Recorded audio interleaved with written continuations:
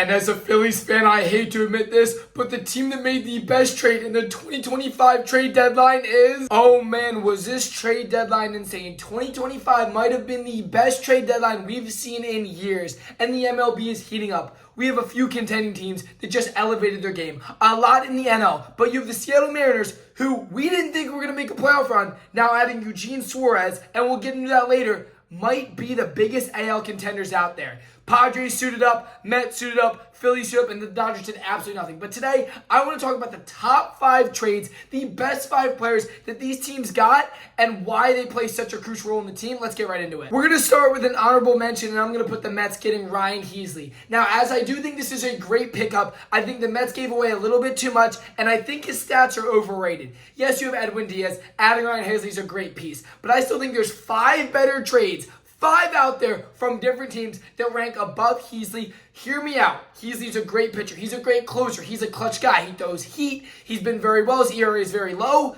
But there's 5 other ones out there that I think did the team so much better than adding just one piece to the Mets bullpen. At number 5, I hate to say this, the New York Yankees winning the trade. They added 4 to 5 bullpen pieces to a bullpen that was atrocious. The Yankees were on a downhill spiral. I mean, I can't remember the last time they won a series. After what the Phillies did to them, they've not been the same. And they went out and they got multiple bullpen pieces. Heck, they even went out and got a third baseman from the Rockies who's been playing lights out, who's already won games for them, won player of the game. I think the Yankees did exactly what they needed to do. You have Aaron Judge. This is his year. He has not won a ring in his entire career being a New York Yankees. You need to build around him. Gino and Carlos Stanton's looking healthy. Their starting pitchers are still a little bit bumpy, but they had absolutely no bullpen. Their bullpen was atrocious. They went out and they didn't give up much, but they acquired 3 key bullpen pieces. 3, and the biggest one, David Bernard from the Pirates. This might just save the Yankees season. It's going to give them a chance to compete with the Blue Jays and potentially win back their division. At number 4, I wish I could put this higher, but the Philadelphia Phillies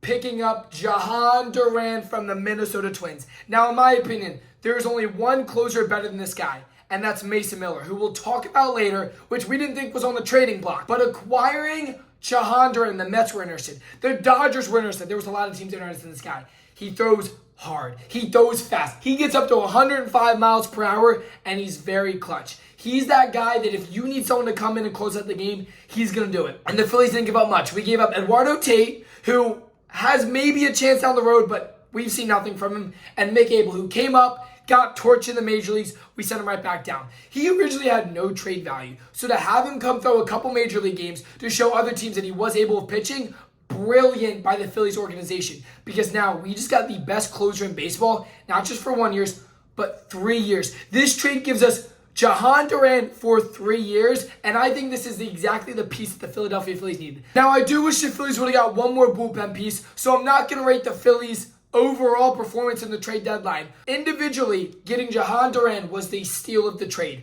What we gave up to get this guy, how many other teams wanted him? I'm putting the Phillies at number 4 with the Jhoan Duran trade. At number 3, I'm putting the cheating Astros, and y'all know I hate the Astros ever since 2022. But them getting Carlos Correa back is absolute mind-blowing. The Twins got rid of their entire team. The Twins quite literally have a AAA team now, and they sold off at the deadline. Which, hey, do what you got to do, but get rid of Buxton too. Buxton's a great player, and now he's stuck on a poverty franchise. But the fact that the Astros went out and brought back Carlos Correa is insane. This guy is on a $200 million contract, and bringing him back to a championship team, how did the Astros get away with this? Now, this guy used to play shortstop. He is expected to come to the Astros and play third base, a role that the Astros were in desperate need of. He has an electric offensive bat. This is scary. I hate to say this. I wanted to count the Astros out this year.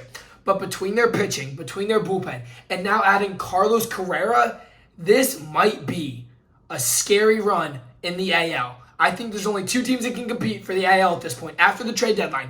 Tigers did nothing. Yankees, they got themselves a chance in the playoffs. But you have the Seattle Mariners and the cheating Astros. At number 2, and I'm not sure how this happened, Eugenio Suarez to the Seattle Mariners. I don't think a single person saw this coming. Everyone was thinking the Yankees, the Mets, the Phillies, going to a team that's in contention, that already has a stacked roster, but no. They sent him to the Seattle Mariners. And now you have Cal Raleigh with 42 home runs and Eugenio Suarez with 37 home runs in the same exact lineup. This blows my mind. For the first time ever, I think the Seattle Mariners are contenders. They have one of the most explosive offenses. Their starting pitcher rotation is solid enough. Their bullpen is solid enough that if their offense stays hot and their offense plays the way they could, they're going to make a run, especially because the AL is nowhere near as competitive as the NL. At number 1, I'm not sure how this even happened. The Padres acquire Mason Miller. Nobody, and I mean nobody, thought Mason Miller was even in the trade talk. The Phillies wanted him, nothing. A lot of teams wanted this guy. Mason Miller is called the flamethrower for a reason. This guy is probably the hardest throwing closer in all of baseball. And the Padres went out, not just added him, added multiple bullpen pieces. And now they have the best bullpen in baseball. Now, what I will say is I was skeptical putting this at number 1. They gave up the number 3 overall prospect to get Mason Miller. But the Padres are a team that they only care about winning in the now. And they will do anything, give up just about anything to make sure they're able to contend. Now, they've been close for years. They haven't been able to get past the Dodgers, the Phillies, the Mets in the postseason 7-game series. And this is going to give them the best chance. They don't care about the future. They care about winning now. Now, the Padres already had a stacked bullpen.